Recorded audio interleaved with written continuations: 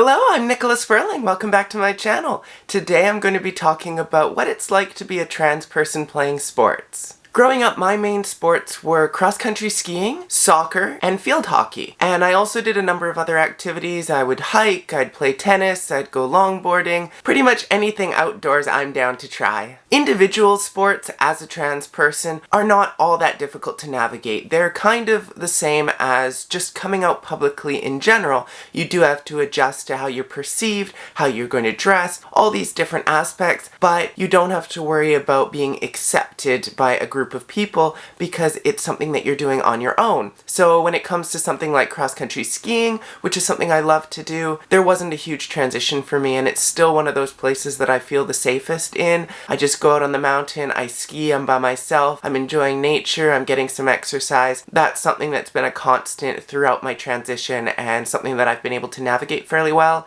Professional sports are something that I don't know too much about because every sport is so different. Whether you're allowed to compete as a trans person, what the regulations are going to be if you're competing as a trans person vary from sport to sport, and so I'm not going to be touching on that today. If you're a trans person who's competing in professional sports or who wants to, you're going to know far more about the rules and regulations than I do. Maybe I'll try to do some research for a future video, but for today that's not something that I'm going to be talking about. The main focus of my video today is around how to get involved in team sports. So soccer was something I mentioned having done growing up, and it's something that I wanted to get back into for a long time. I was out of the sport for about 8 years or so. And I started playing by joining a queer league. There's a league in Vancouver here called Queer Van Soccer. It's a place where people who are queer, and that could be lesbian, gay, trans, whatever it might be, you're able to join this league, you're able to be accepted. The entire league is centered around respecting people who are LGBTQ2+, and so it's a really safe space to be, to get back into a sport, and that's what I was able to do. From that point, I was then scouted by a friend of mine and my coach on my current soccer team, which is a women's league team. And she'd put together a team that was primarily lesbians, and that is a fantastic culture. They're very accepting, and I was just welcomed into that team. But I was worried about going into women's sports because I wasn't sure if the league would accept me. I didn't know if the players would accept me. I just didn't know what that experience was going to be like because I'd grown up playing men's sports. And I didn't know how the two compared. I didn't know if the gameplay was going to be similar. And then from that point, I was able to get into other queer leagues. So now I play with a league called Out for Kicks, and I also play in a variety of tournaments that are organized by queer folks. So there are a lot of opportunities available to me here in Vancouver, at least. I live in Coquitlam, but I travel into Vancouver for sports because it's a little bit more queer friendly, and there are lots of opportunities. There are also opportunities for other sports. There's Queer Van Hoops, there are dodgeball leagues, floor hockey leagues, volleyball leagues that are all sort of queer-centric or have queer-focused teams. So there are a lot of options here. What your options are going to vary depending on your location and what sports you're interested in playing. If you're a trans person that's looking to get back into a sport that you used to play, a team sport, this is a really good option for you. You can go and find a queer league and try to ease yourself back into it, and then maybe join a women's or a men's league, whatever it might be that you're wanting to do.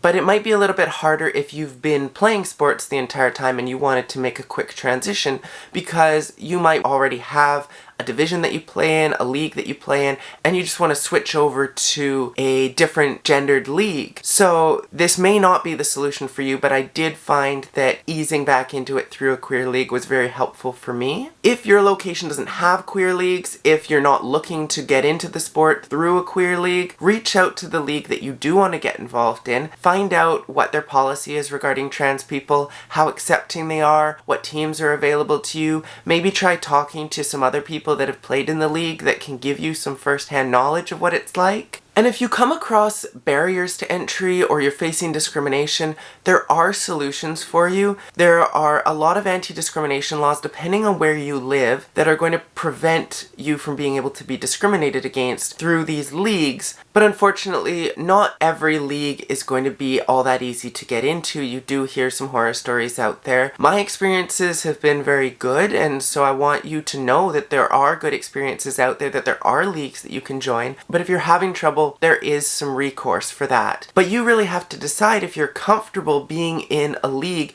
that you've essentially forced to welcome you. If that is something that you're comfortable with, feel free to reach out to me. Depending on your location, I may have some advice for you on how to take some next steps. And you can find me through any of my social media, Facebook, Instagram, Twitter. Feel free to send me a message. I'm happy to talk about these things because at the end of the day, I want to make sure that trans people are able to enjoy life to their fullest. I want you to have the same opportunities that I have. I want you to be able to play the sports that you love and do the activities that you love, because transitioning shouldn't hold you back from being able to do that. So to summarize, transitioning doesn't mean that you have to give up the things that you love. It does mean that you might have to find some different ways of doing the things that you love. It might mean that you're going to have some struggles getting back into the things that you love doing, but you can still do them for the most part, and it can be very rewarding to be able to do that, especially if you're dealing with depression, anything related to your transition that you're struggling with. It can be a fantastic opportunity to take your mind off that, to get in good shape, to really work on your mental health and your physical health. And sometimes you just have to seek that discomfort in order to find your path. I watch Yes Theory videos. I think they're very inspiring. I think that